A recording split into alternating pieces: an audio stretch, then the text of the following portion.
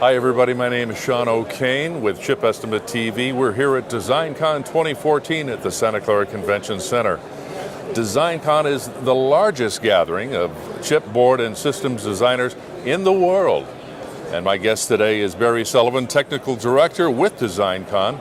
And we were talking a little bit earlier of the inception, how long DesignCon has really been going on for over 20 years now. But what was the original inception?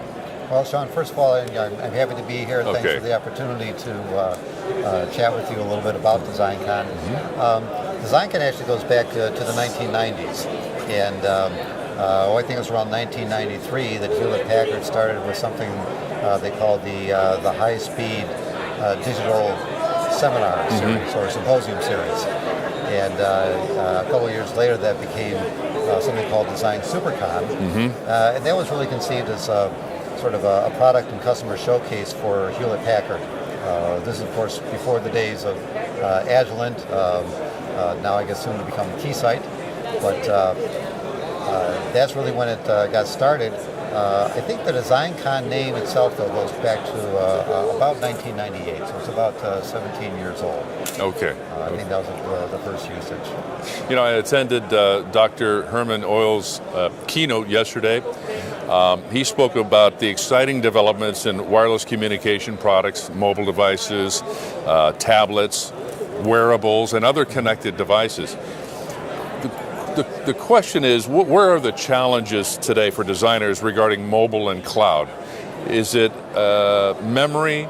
Is it storage? Is it signal integrity? Or is it all of the above?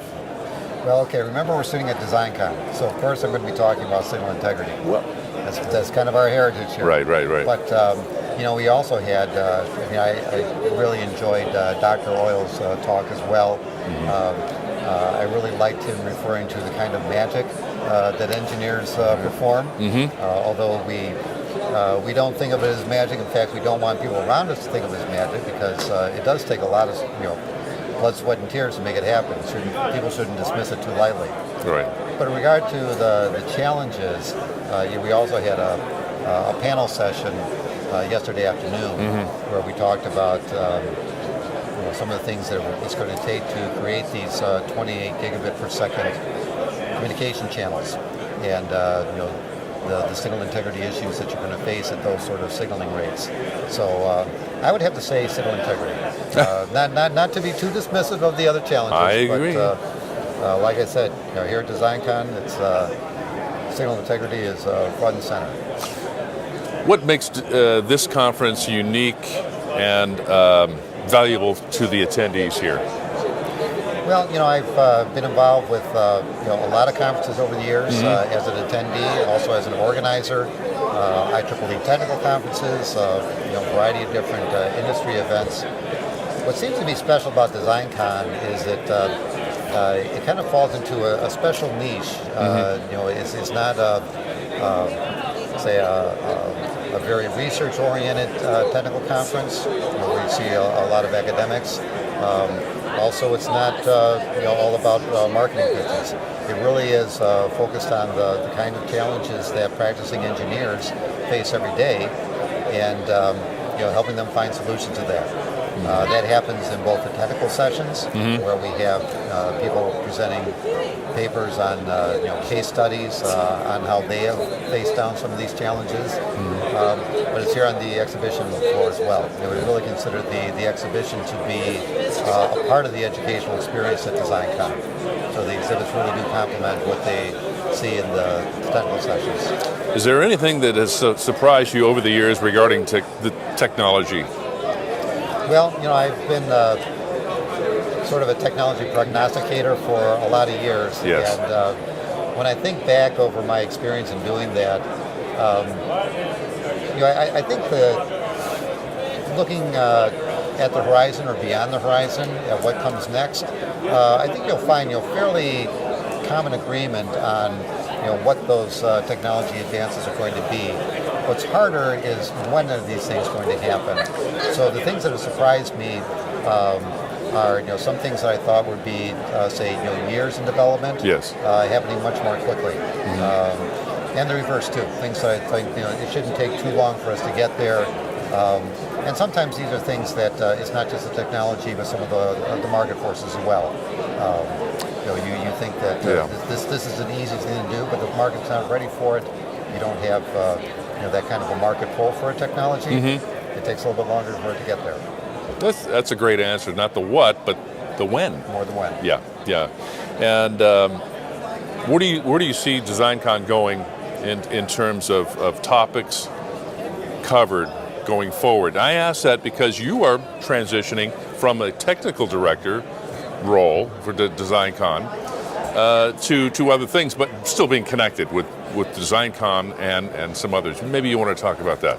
Sure. Well, first of all, maybe I can address my changing role here. All right.